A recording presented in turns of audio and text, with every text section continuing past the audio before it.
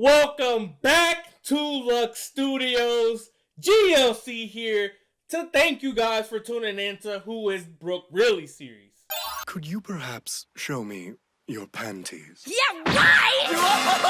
Feisty! I like it. Now to wrap up, let's rank ThrillerBark. Considered mid amongst the 11 arcs, and the common knocks are visual representation and pacing. Having revisited this arc, I think it can move into A or S ranking. Emotional impact. ThrillerBark is heavy in the feels.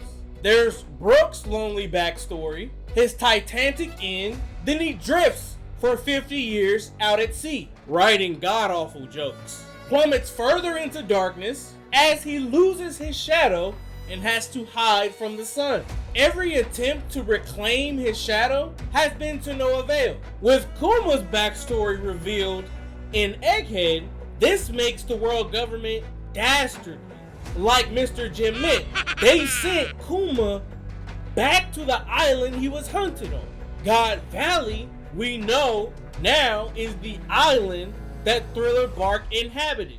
Then Zoro, specifically facing Kuma, destroys his ego to big up Luffy's dream of becoming the king of the pirates.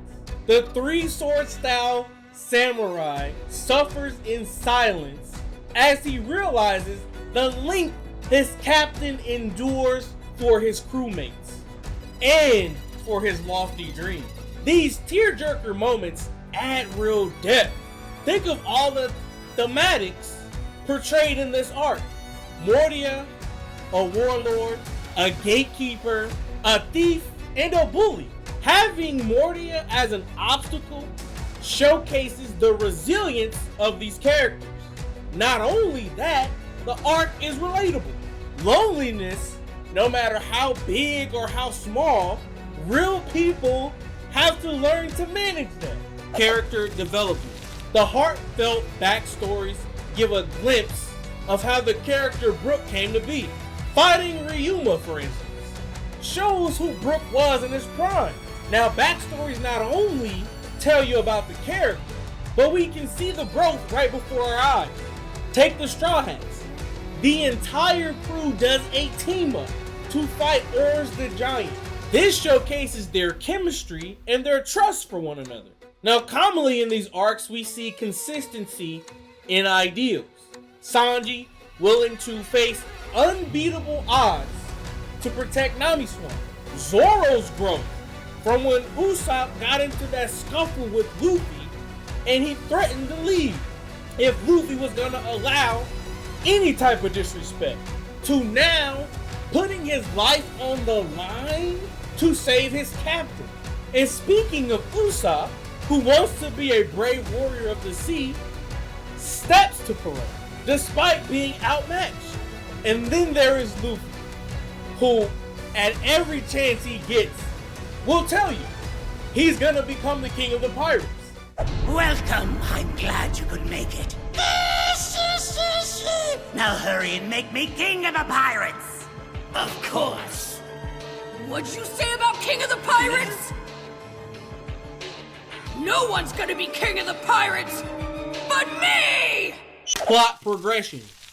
The arcs that are regarded as the best push the story along. ThrillerBark probably has the most subtle Easter eggs out of all 11 arcs. Revealed in a cover art, Mordia grew up in Wano, lived most of his days as a Kozuki. His defeat to Kaido left him rotten and narcissistic. As a warlord, being defeated by the Straw Hats, the up-and-coming Straw Hats, the on-fire Straw Hats, the undeniable Straw Hats, I'm glazing, drove his stock down.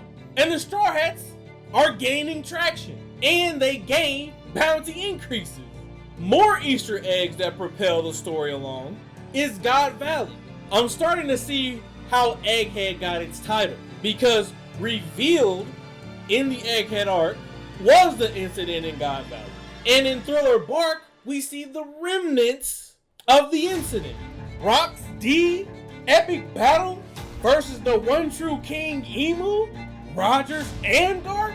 And to confirm that, Rock's D's zombie crewmates appeared in ThrillerBark. I also want to say Emu's first appearance was in ThrillerBark.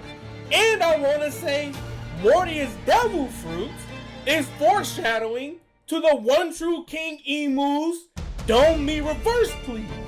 This arc brings us closer to Luffy's ideal pirate crew, meaning we gain a musician. Since Romance Dawn, Luffy's been wanting a musician. High stakes battle quality. Now, I personally never tuned into One Piece for epic battle and animation. The introduction of Zoro and then the story that followed after is what lured me in. The story paints the price of failure very well. Every battle in this arc was make or break to the story's endgame. Even the small battles felt grand, like Robin and Chopper facing off against Hogback and the zombies under his control. The big battles were end-all be-all. Straw Hat versus Oars. Straw Hats versus Morty. A loss at any point in time spells the end of the Straw Hat Pirates. Zoro's fight with Kuma, taking one for the team essentially. The sun god Nika was smiling upon the Straw Hats, cause I couldn't see how they was gonna make it out of there alive. There's even the clash of ideals. So a crew that feels nothing and does everything that is asked of them is the perfect crew to Morty, while Luffy believes in his own abilities and takes help and support from those around him, allowing for Luffy to flip Mortia's Devil Fruit on its head by absorbing 100 shadows to power up. So where does ThrillerBark rank? Now I am looking back in hindsight, and I think this arc has deeper roots than the other 11. So I'm thinking S rank, but maybe double S rank for super satisfied. So thanks for tuning in. I'm Good Luck Chuck. This is Luck Studios. Stay lucky, my friends.